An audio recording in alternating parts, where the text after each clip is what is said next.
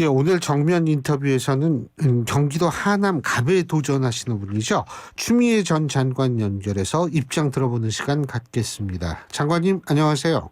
네, 안녕하세요. 예, 예. 뭐 어떻게 선거 운동 오늘부터 시작했죠, 그죠? 네, 그렇습니다. 예, 예. 어떻게 잘 되고 있습니까? 네, 밤낮으로 지역 주민을 만나고 있고요. 예. 응원해 주시는 분들이 많습니다. 짧은 시간이었지만 많은 하남 시민들과 또 자원봉사자들이 도와주셔서 나름 잘 준비하고 있습니다. 지금 판세 어떻게 보세요? 전체적인 아니면 전체적인 거요. 전체적인 네, 거. 네, 전체적인 것은 정권 심판론이 바람이 불었고요. 예, 꼭 이겨달라라는 호소가 많습니다. 예. 지기만 하면 오히려 지지를 거두고 실망할 거다 이런 말씀을 하셔서 그것이 표심이라고 생각하고 있습니다. 정권 심판론 바람이 불고 있다 이런 말씀하셨는데 네. 정권 심판론이 바람이 불게 된 이유가 뭐라고 보세요? 2년 만에 나라가 국격이 추락하고 민생이 파탄나고 또 수출 경제도 수출 역사상 최초로 몇십 개월 동안 최저를 기록하고 있지 않습니까? 예. 일자리가 점점 줄어들고 만약 총선 이후에 경제의 민낯이 드러난다면 나라가 파탄나겠구나 그런 위기감을 느끼고 있는 거죠. 예. 근데 이제 그거는 원인이라면 근인. 이게 정권 심판원이 꾸준히 계속 불었던 거는 아니잖아요. 이게 좀 그 분위기가 좀 바뀐 게 얼마 안 됐다라는 분석이 많은데 그 근인, 가까운 원인은 뭐라고 보십니까? 고 최상병 사건을 덮기 위해서 사실은 대통령이 관련이 돼 있기 때문이라고 생각되는데요. 그 공범적인 의혹을 받고 있는 국방부 장관을 그 국회가 탄핵 준비까지 하고 있었는데 그 조기에 물러나게 한 뒤에 조금 있다가 마치 국민이 잊혀질만 한 것처럼 생각을 했는지 호주 대사로 보냈다는 것에서 국민들께서 범죄를 또 다른 범죄로 감추려 하고 있구나. 그것을 그 의도를 간파하신 것이죠. 그것이 가장 충격적이었다 생각을 합니다. 우리 추 장관님이 보실 때 조국 혁신당은 어떻게 보고 계세요? 조국 혁신당은 사실은 지금 돌풍을 일으키고 있는데요. 예. 저 추미애가 법무부 장관 시절에 저는 예. 이미 검찰 독재를 예고를 했고요. 예. 미리 경고를 했었습니다. 그러나 당시에 정권을 담당했던 분들과 인사권자가 그 정리를 하지 못하시고 회피하거나 주저한 바가 있는 것이죠. 그것을 고스란히 국민들께서 이제 눈치를 채시고 그때 추미애의 말이 옳았다. 윤석열 찍어내기라고 오해를 했더니 그게 아니고 추미애가 정말 옳았구나라고 뒤늦게 이제 인정을 하시고요. 그것을 조국 혁신당이 그대로 받아 안았다라고 저는 생각을 합니다. 예. 그러면은 그때 정권 담당 세력이었다라면은 조국 전 장관도 들어가는 거예요? 조국 전 장관은 사법 피해자라고 할 수가 있고요. 그 문재인 정부의 청와대라고 할 수 있지 않겠습니까? 또 이제 그것을 뒷받침하는 더불어민주당이 제대로 그 진상을 알지 못했다라는 것이 굉장히 아쉬운 부분입니다. 그저 추윤 갈등이라는 개구리 합창만 했지 실제로 제가 징계 청구를 했더니 그 속에 있었던 많은 사실들을 제대로 진실을 알려고 하지 않았던 그런 게으름이 있었다, 부족함이 있었다라는 것도 저도 굉장히 아쉬워하는 부분이고요. 그것은 그 후에 고발사주 또는 손준성 검사에 대한 재판 과정에서도 다 드러났다라고 생각합니다. 그러면은 지금 조국 네. 혁신당이 그거를 추 장관님께서 말씀하신 걸 그대로 받았다. 그리고 네. 그때 당시에 문재인 정부의 청와대 인사들이 그런 인식을 제대로 하지 못했다라고 말씀하셨다면 네. 지금 임종석 전 실장이 선거 유세에 나서지 않습니까? 이러한 것들이 조국 혁신당과 비교했을 때 어떻게 보세요? 이게 또 사람들이 다르게 판단할 수 있다고 보십니까? 각자의 역할이 있겠죠. 또 우리가 이제 선거에서는 민생의 전문가들은 민생 얘기를 하는 것이고요. 예. 또 이제 통합을 말씀하시는 분은 통합을 얘기하실 수도 있고 그러나 무엇보다 검찰 개혁에 대한 혁신의 열망을 또 깃발을 높이 올리는 것은 조국 혁신당이기 때문에 또 그런 기대를 모으고 있지 않나 생각합니다. 조국 혁신당이 어느 정도 계속 지지율 올라갈 거라고 보세요? 저는 이제 그 이재명 당대표께서 예. 우군도 필요하지만 우선 아군이 힘이 가져야 된다라고 말씀하신 부분에 동의를 합니다. 그래서 더불어민주당 이 지역구에서 절실하게 움직이고 한 표 한 표 모으고 또 비례 정당도 기호 3번을 저는 강추를 합니다. 그러면은 우군이라고 했을 때에는 선거가 끝나면 조국 혁신당과 합당이라든지 얼마든지 뭐 그런 거를 생각할 수 있다고 보십니까? 저는 그런 거 반대합니다. 왜냐하면 제가 그 최강욱 전 대표가 이끌었던 예. 열린민주당이요. 민주당의 합당도 저는 반대를 했습니다. 그냥 개혁 연대 세력으로서 서로 함께 좋은 아이디어를 내고 그 개혁을 견인해내는 그런 역할을 하는 것이 바람직하다. 예. 그렇게 말씀드렸지. 뭐 한 몸이 된다, 합당이 된다 이런 것은 오히려 그 당의 색깔과 주장을 또 희석시켜 버리기 때문에 저는 그 당시 합당을 만류했던 사람이고요. 예. 지금의 조국 혁신당도 하나의 개혁 우군으로서 연대할 수 있는 것이지 합당을 해버린다면 또 당내에서 정무적인 판단을 내세우고 또 우아한 개혁이니 뭐 그런 주저하는 세력들에게 먹힐 수 있기 때문에 저는 그런 합당 같은 논의는 성급하고 또 반대합니다. 원칙적으로. 조국 대표 대선 후보 될 수 있다고 보세요? 가능성이 있지 않겠습니까? 뭐 누구나 국민의 열망을 잘 담아내고 또 쉬운 언어로 말씀을 드리고 호소를 하고 또 그 실천 의지를 보인다면은 뭐 조국 대표뿐만 아니라 누구라도 대선 후보가 될 수 있는 것이죠. 미리 뭐 장담은 할 수 없겠지만. 예. 이재명 대표와 경쟁할 수 있을 정도로 클 거라고 보십니까? 알 수 없습니다. 일단은 전국적인 지지와 관심을 모으고 있고 제1당의 대표는 이재명 대표이기 때문에 예. 뭐 그것은 제가 지금 말씀드릴 수 있는 형편이 못 됩니다. 예.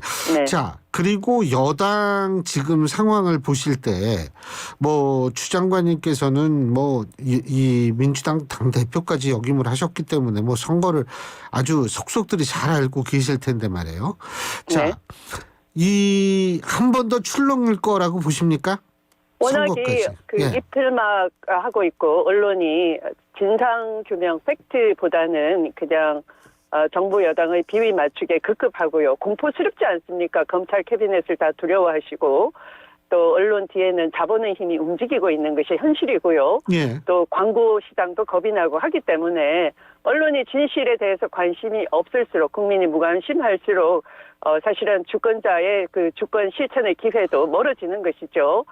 그래서 그것이 어떻게 될지 모르지만 현재로서는 민심의 광풍은 정권 심판론이다. 저는 이렇게 읽고 있습니다. 그러니까 출렁이지 않을 것이다 이렇게 보시는 거군요. 그죠? 오히려 더 많이 불 것이다. 오히려 더. 있습니다. 그러니까 선거일에 뭐 가까울수록 대파 한 단위 875원이 적정한 가격 합리적이다라는 대통령 발언에 비율을 맞추기 위해서 바이든 날리면 했을 때처럼 여러분 자대로 들어주십시오라고 했던 것처럼 대파 한 단이 아니고 한 뿌리다라고 하는 의원이 국회의원 후보이라는 것에 대해서 정말 비위 맞추기 급급하지 민생의 고통은 모르구나 하는 것에 대해서 굉장히 위기감, 실망감을 느끼고 있고 분노하고 있기 때문에 저는 이 정권 심판론이 더 불 수밖에 없다. 이 정권은 대파 정권이고 대파 맛을 제대로 봐야 된다. 매운맛을 좀 봐야 된다. 이렇게 생각합니다.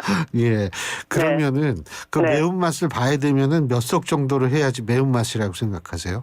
저는 후보로서는 대단히 겸손해야 한다고 생각합니다. 몇 예. 석을 장담하기보다는 정말 한 석이 절실하고요. 한 표가 절실하고 더불어민주당 후보에게 주시는 한 표는 국민을 지키고 민생을 회복시키고 민주주의를 회복시키는 표가 될 것입니다. 저희를 도와주십시오. 이런 호소가 있을 뿐이지 지금 몇 석을 우리가 할 수 있다라는 자망과 예측은 금물입니다. 근데 200석 얘기 나오잖아요.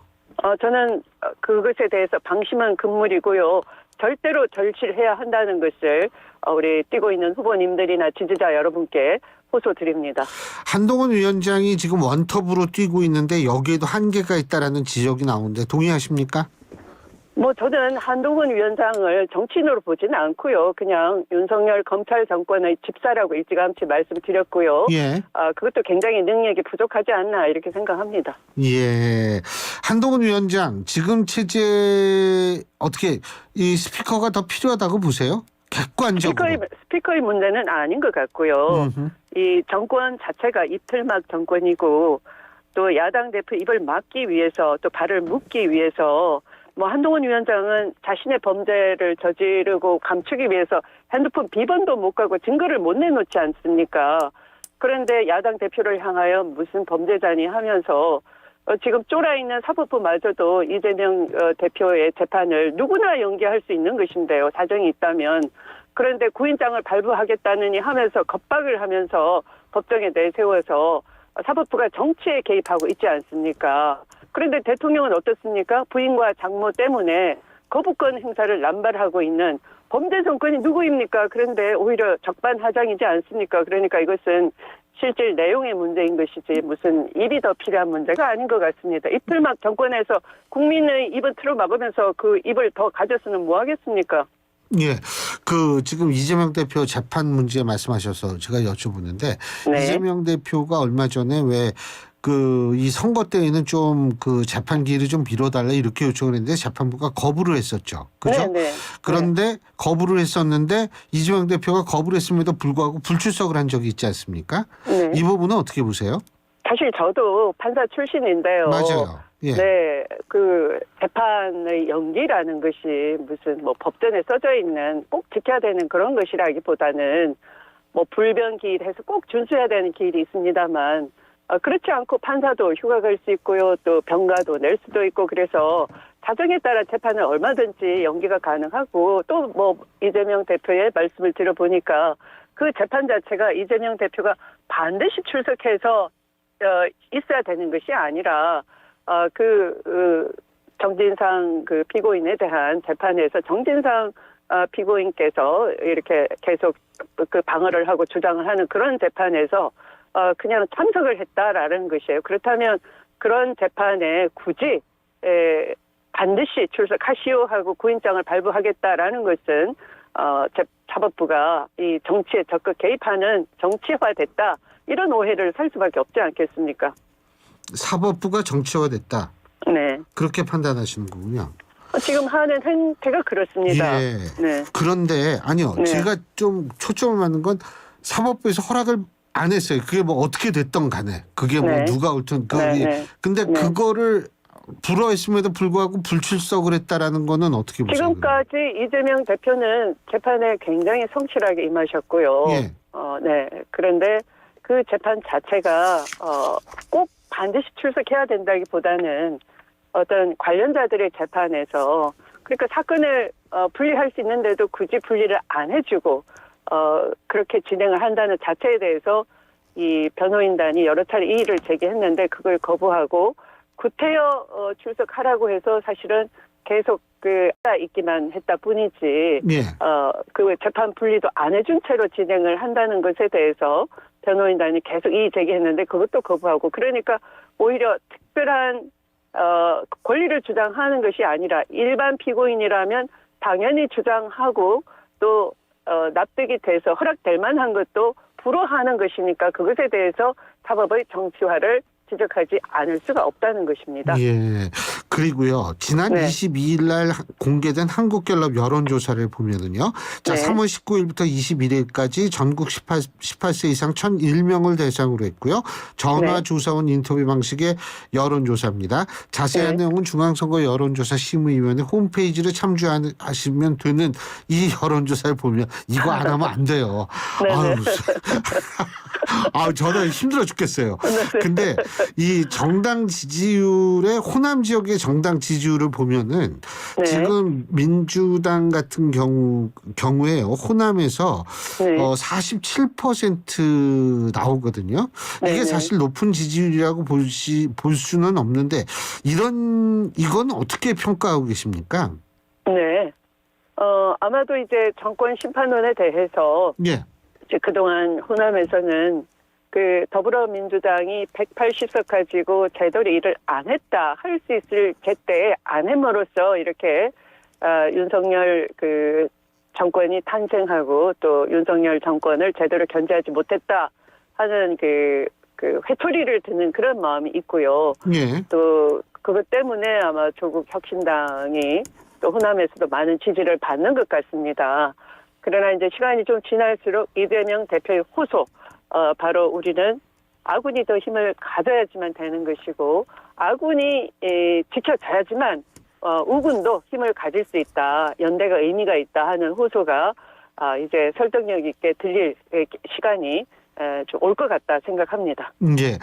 자, 그리고 윤석열 대통령이 말이에요. 만일 본인에 있어서의 어떤 입장 변화, 특히 이제 의대 정원 문제라든지 이런 것에 네네. 대해서 그런 거를 보이면 조금 어떻게 판세가 흔들릴 거라고 보세요? 어떻게 보세요?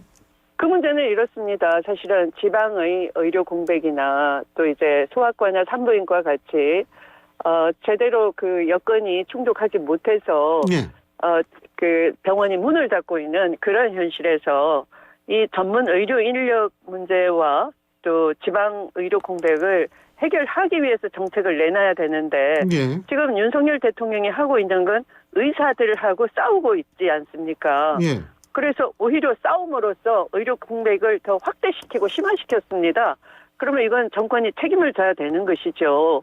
그런데 이것을 선거에 이용하겠다고 하고 마치 이것이 어떤 윤석열 대통령의 어떤 돌파력 강단 뭐 이런 것처럼 보이게 미화하고 포장을 하고 있는데 지금 대형 병원이 문을 닫고 있고요. 심각합니다. 그러면 만약 그것으로 인해서 의료 사고가 발생한다고 할 때는 누가 책임져야 되는 겁니까?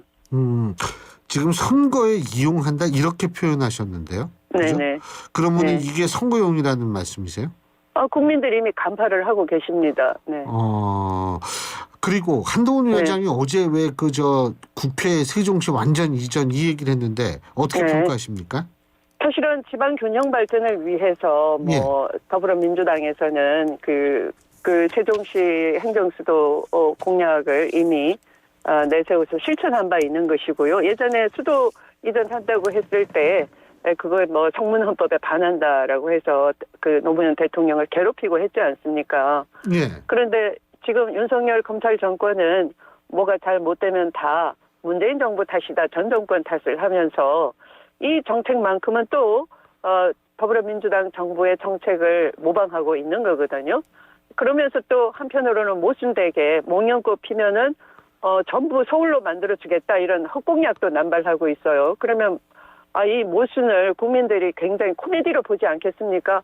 대한민국을 서울천지로 만들겠다면서 그게 말이 이제 안 먹히니까 이제는 목련꽃도 곧 피지 않겠습니까? 그러니까 어떻게 다 서울이 될 수 있습니까? 그러니까 들통이 났으니까 이제 또 그 더불어민주당이 내놓은 지방 분권 정책을 베껴가지고 하겠다 그러는데요. 전 정부 탓하지 마시고 공부 좀 하시기 바랍니다. 지방은 이 분권뿐만 아니라 자치 역량을 키우는 것이 보다 더 중요합니다. 끝으로 앞으로 남은 선거일까지 남은 변수는 뭐라고 보세요? 더불어민주당이 그 절실한 마음으로 민심에 보다 더 다가가고 또 지금 검찰 정권이 이틀막 하면서 그 언론의 그 지형을 굉장히 불리하게 만들고 있는 것인데요. 그것은 돌파하는 방법은 저희들은 민심에 보다 밀착해서 호소하는 절실한 마음밖에 없다라고 생각합니다. 이 기조를 계속 가지고 가면 저는 민심과 함께 정권 심판을 해내고 민생 회복하고 경제를 회복하고 수출을 회복하고 일자리를 회복하는 그런 날이 온다라고 생각합니다. 예, 잘 알겠습니다. 바쁘실 텐데 또 이렇게 인터뷰도 해주시고 정말 고맙습니다. 네, 감사합니다. 예, 감사합니다. 예, 지금까지 경기 하남갑에 도전하고 있는 더불어민주당 후보시죠. 추미애 전 장관과 얘기 나눴습니다.